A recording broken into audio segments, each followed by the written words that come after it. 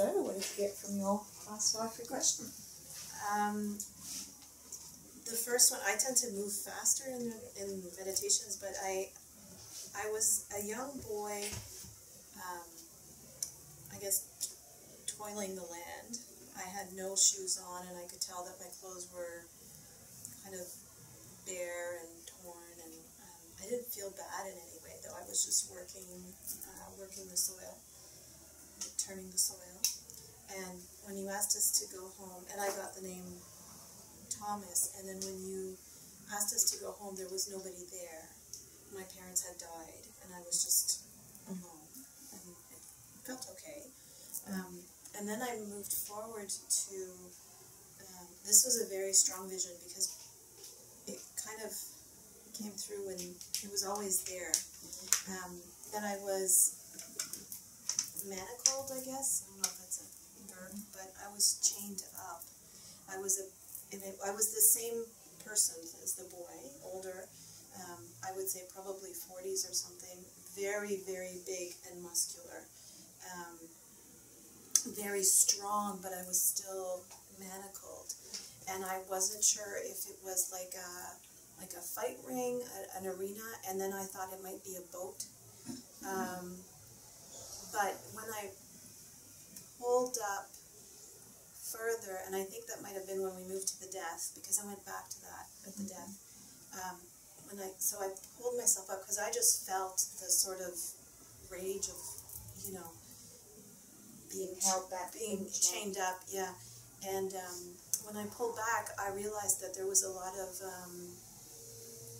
sexual trauma being inflicted on him as well.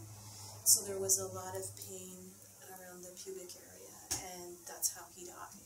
It was a sexual trauma. And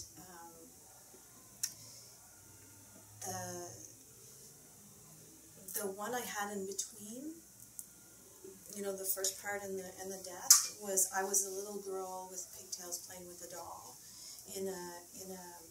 it was just a really big open space, and I just had a sense of peace, and I was just happy. I was just playing, and there was no drama or anything.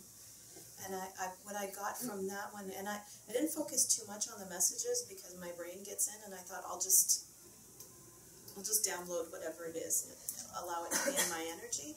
But what I was getting about her was just bringing in that energy of being at peace and being well and being abundant and just just in that energy. And with the man who died traumatically, it was it's hard to remember, but it was about not wanting to be chained up, right, and manacled and being held back, and that rage. So the anger and rage about being held back, and do you connect with that in your life now? Yes, absolutely. Good. Yeah. That's what we can work on. Yes. Yeah, good. Yeah. Tell us about what you got from Mining the Akash. Well, I didn't feel like I was getting much, but I was just letting it happen, whatever was happening, so I don't really know. I wasn't able to pin anything down, so I would get a sense of being something or someone, but not being able to pin down details. I don't know, it's like it was moving really fast, and I thought, I'll just, again, this morning, whatever needs to come through, I'll just absorb it into my energy. So I was having a hard time with, lessons and this and that, getting that. I think I had, and I don't know if it's the same one, if I'm mixing them up, but I know I had one in Galilee, but I don't really remember what I was doing. They were very old, and when I was walking down the hall to the door, I walked a long time before I got to the door. And there was one where I was working with stone. So with I was chiseling in stone. I don't know what I was making though, but I was just making. I almost felt like I knew I wasn't a caveman. At one point I thought, am I inventing the wheel? Because it just seemed that old, and I was chiseling in stone with a big stone hammer, but I knew at the same time that it wasn't that. So I don't know. I don't really know.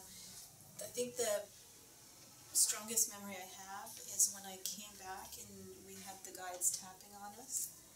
Then I remember as they were tapping on me, they were saying, you don't have to impress anybody. Like, you don't have to prove anything to anybody. I remember that part most strongly. Good. Yeah. That's important, huh? Yes. Mm.